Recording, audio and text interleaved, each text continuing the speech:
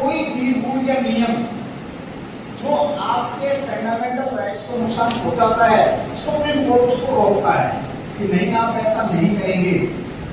Supreme court के पास वो कहां पावर है? सुप्रीम कोर्ट आता किसके अनुसार डिसीजन देता? तो संविधान के अनुसार देता है। संविधान का अनुच्छेद नंबर 13 ये डिफाइन करता है। तुम एसएससी के स्टूडेंट पहली बार पढ़े हो क्या? पहली बार पढ़े हो? तो अनुच्छेद नंबर 13 ये बोलता है कि ऐसा कोई भी कानून, ऐसी कोई भी विधि, ऐसा कोई भी नियम जो फंडामेंटल राइट्स का नुकसान करता है वो अपने आप क्या हो जाएगा? जीरो हो जाएगा, खत्म हो जाएगा। यानी सुप्रीम कोर्ट ने जो फैसला दिया वो किसके अनुसार दिया? आपका अनुच्छेद नंबर 13 के अनुसार दिया। बात समझ में आई? अरे जोर से बोलो यस या नो। नहीं आई तो पूछो, नहीं आई तो पूछो, फिर मैं बताऊंगा।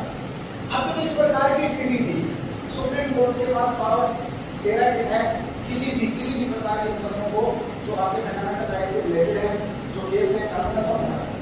अब यहाँ पर पंडित जवाहरलाल नेहरू, ध्यान से सुनना, हम पढ़े अनुसूची नंबर 2 की आवश्यकता क्यों पड़ी?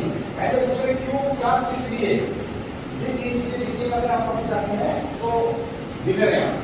अब अनुसूची नंबर 2 शेड्यूल 9 की जरूरत क्यों पड़ी? वो इसलिए पड़ी कि जैसे देश प्रोग्रेस कर रहा है, देश प्रोग्रेस कर रहा है तो कुछ कोई देश को चाहिएगा। मान फॉर एग्जाम्पल आपके खेत से रोड निकल रहा है, देश की प्रोग्रेस के लिए आपके खेत से रोड निकाला जा रहा है, आप खड़े हो जाओ कि नहीं ये नेशनल हाईवे में यहाँ से नहीं निकलने दूंगा क्योंकि संपत्ति का अधिकार है मेरे पास। वो भी कैसा है? Fundamental rights. कैसा है? पहले था, वर्तमान की बात नहीं हो रही। संपत्ति का अधिकार कैसा आपका? फंडामेंटल राइट्स था। वर्तमान में कैसा आपका? 301 कहने गया उस समय अभी तो गया कुछ दिक्कत हुई तभी गया।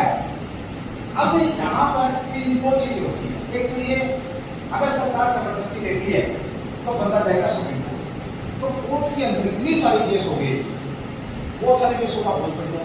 दूसरा ये कि कानून में प्रोग्रेस में देरी होनी शुरू हो गई, देश के प्रोग्रेस में देरी होनी शुरू हो गई। प्रगति के काम इंडस्ट्री बनानी है, कुछ करना है, कुछ करना है, स्कूल कॉलेज बनने हैं, तो वो सारी चीजें रोक हुई है, समय के साथ नहीं हो रही है। तो यहाँ पंडित जवाहरलाल नेहरू ने क्या कहा कि भाई एक ऐसी अनुसूची जोड़ो जिसको सुप्रीम कोर्ट के लेते बाहर। संसद ने जो फैसला ले लिया वो उस विषय को उठा करके उस अनुसूची में जोड़ दो, जिसके बाद कोई चैलेंज नहीं, रिव्यू नहीं होगा।